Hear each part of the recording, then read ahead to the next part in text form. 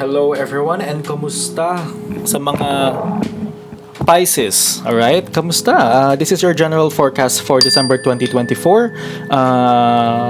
We will look into your energies this month and anong mga advice ang gustong ibigay ng universe para sa iyo. And kung bago ka sa channel ito, ang goal natin dito ay magbigay ng guidance using the light from above para may positive energies ang lahat.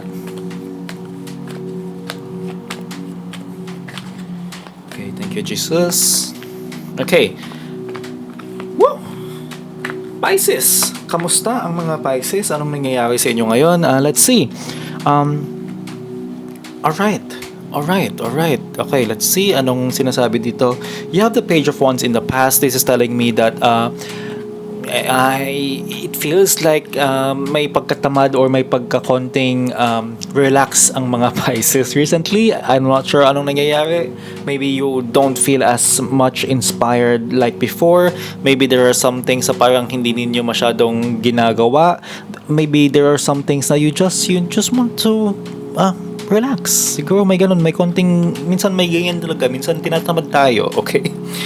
You have the Queen of Wands in reverse and this is telling me na yung pagiging career person, yung pagiging inspired to do some things, yung pagkakaroon ng will, hindi naman ng will, no, but it's more of like passion on certain things is nawawala.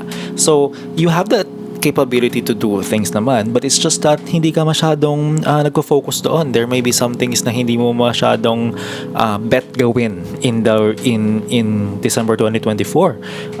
Nakikita ko rin sa inyo that the Sun is in reverse. This is all about you being happy sana. This is all about you na parang magkaroon ka ng kaginhawaan, kasiyahan, ganyan. But for some reason this is nakabaliktad, no? So let's see. Ang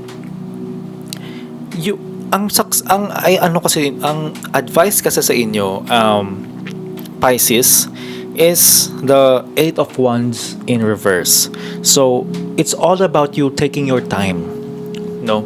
Kung hindi mo masyadong feel, sige lang, just do things a little bit slower, take your time, huwag kang masyadong ma-stress.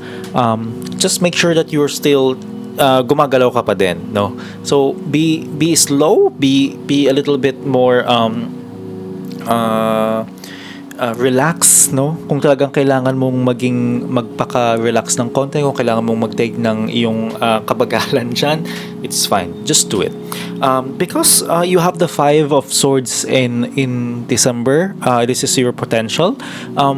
It's fine kung alam mo yun, may mga bagay na hindi kasi para sa inyo, or may mga bagay na you may not feel like continuing with. Ayaw mo na yung may mga bagay na parang just let those people na hindi masyadong nagko-connect sa inyo, or may mga bagay that you are not feeling compatible with, it's fine.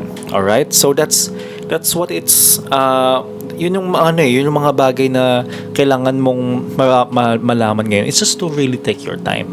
Okay? Okay, let's see. Ano pa ba? Let's go with your advice cards, okay? If you resonate with this reading, please let me know by commenting down below, and subscribe to Hula Juan and share this channel with others, and yan ang one of those things na pwede natin gawin to support this channel. Okay, next. Advice cards tayo, guys.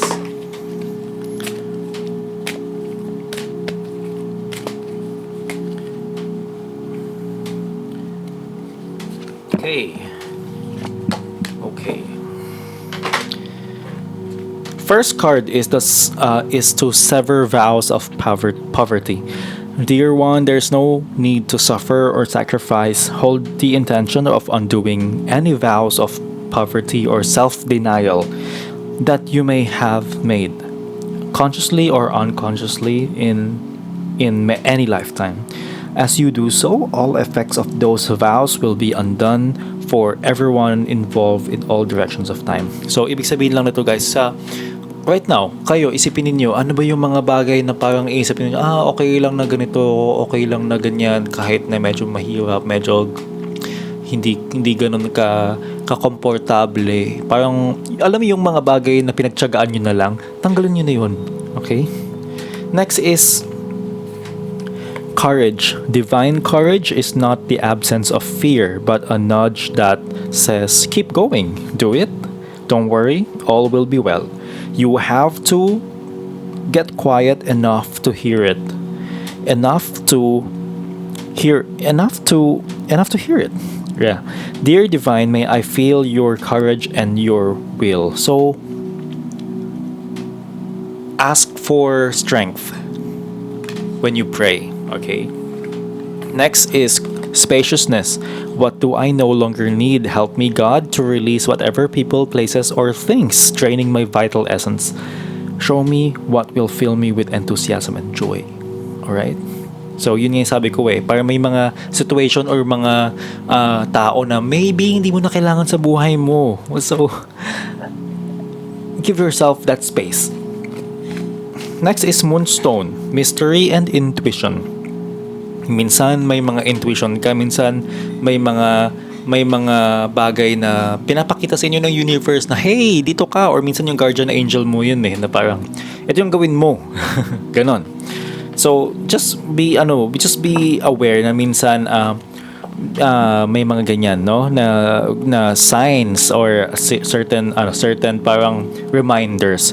Next is quiet retreat. It's time to disconnect from the outer world so that you can discern and process your true thoughts and feelings from your inner world. Create this quiet time for yourself and you'll have more clarity about what to do next. So, bigyan mo lang yung sarili mo ng time for yourself. Yun yung sasabi ko bagal-bagal lang. Alright? Alright, that is your forecast, guys, and don't forget to subscribe and follow, and always remember, sa lahat ng gagawin mong desisyon, dapat mabuti ang iyong intention. See you sa next reading.